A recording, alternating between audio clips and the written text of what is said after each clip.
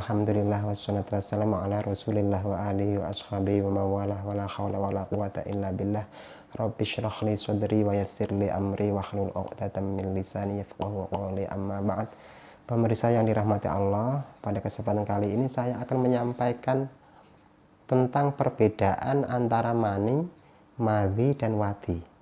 Meskipun tiga cairan ini keluar dari tempat yang sama, sama-sama dari farji, dari alat kelamin, namun mempunyai ciri-ciri yang berbeda, dan hukum yang ditimbulkannya pun hukumnya pun beda. Apakah suci najisnya juga beda, dan akibat yang ditimbulkannya pun juga berbeda.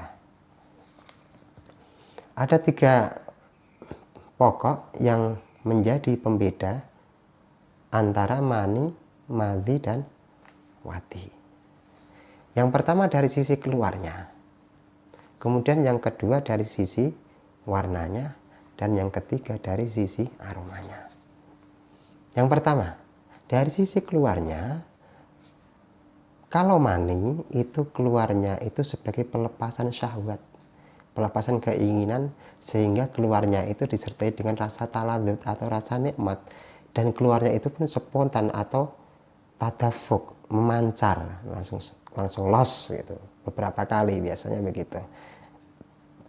Dan setelah mengeluarkan, ini otot-otot tubuh kita akan menjadi kendor. Ini kalau mani. Sedangkan madhi itu keluarnya bukan sebagai pelepasan, tapi justru ketika intisar atau sedang ingin-inginnya, sedang ereksi, sedang pengen banget. Dan keluarnya juga bukan bentuk pelepasan. Jadi setelah keluar pun tidak menimbulkan efek apapun, tidak disertai dengan rasa nikmat, kemudian juga tidak menyebabkan otot-otot menjadi kendor, juga tidak. Itu kalau madhi, karena keluarnya ketika sedang pengen-pengennya, bukan sebagai bentuk pelepasan.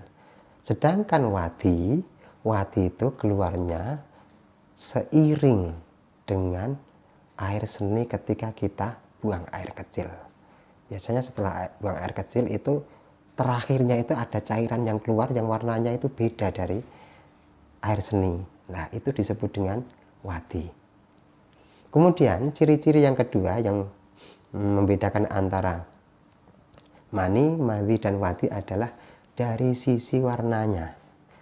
Dari sisi warnanya, kalau mani itu warnanya itu putih agak kekuning-kuningan dan kental, warnanya putih agak kekuning-kuningan. Itu kalau mani. Sedangkan kalau madhi itu tidak mempunyai warna, alias bening tapi lengket. Itu kalau madhi, bening tapi lengket. Kemudian kalau wadi itu warnanya putih kental. Itu dari sisi warnanya.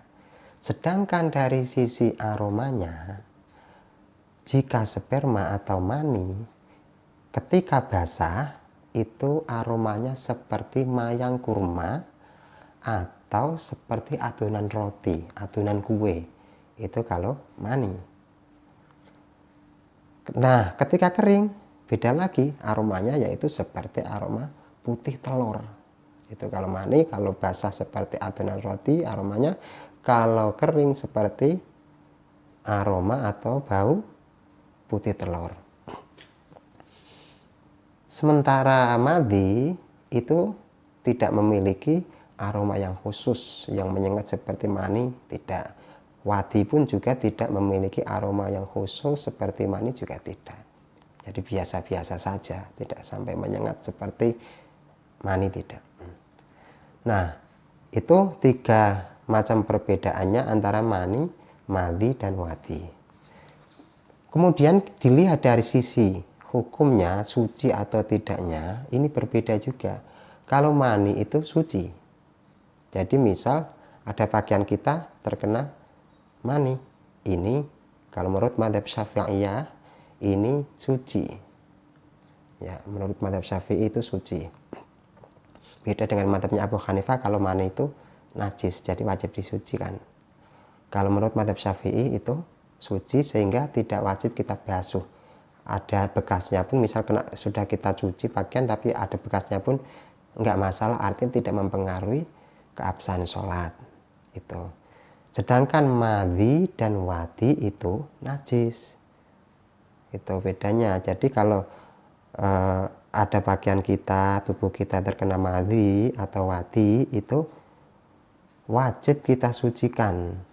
Kalau pakaian kita terkena madhi atau wati kemudian sholat, ya nggak sah karena pakaiannya terkena najis. Dari sisi konsekuensinya, kalau mani tadi kan suci. Tapi meskipun suci, keluarnya mani menyebabkan wajibnya mandi besar, yaitu mandi untuk menghilangkan hadas besar. Karena khurujul mani atau keluarnya mani itu merupakan salah satu dari 6 perkara yang mewajibkan mandi. Itu suci tapi mewajibkan mandi, itu kalau khurujul mani atau keluarnya mani. Sedangkan keluarnya madhi dan wati ini kan najis tadi, tapi tidak mewajibkan mandi, hanya mewajibkan untuk kita sucikan kemudian wudhu.